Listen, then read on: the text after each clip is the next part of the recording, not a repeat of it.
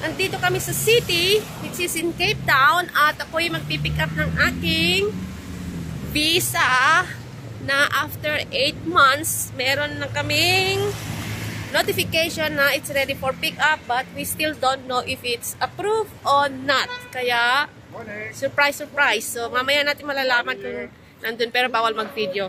So, okay, we gonna go yeah, to... maglalakad kami papunta dun kasi dito kami nakaparking. Get a visa.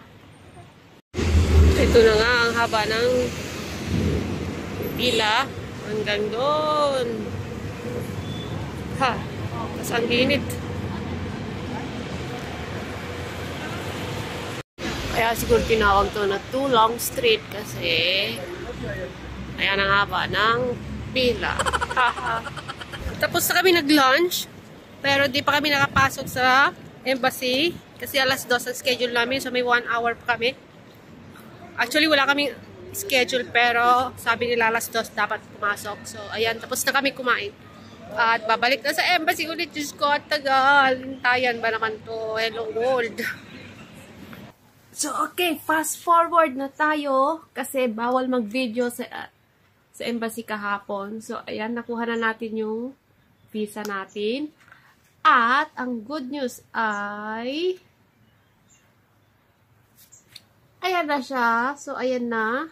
Approved siya. Good for 2 years. Ayan. So, pwede na tayo magbakasyon ulit ng Pilipinas. Pero, ano bang condition?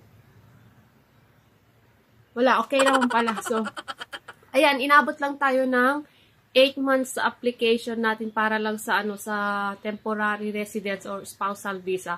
Ayan, akala ko yung akin pinakamatagal na. Yung pala ako pa pinakamaaga kasi 8 months lang ang inantay ko, di ba?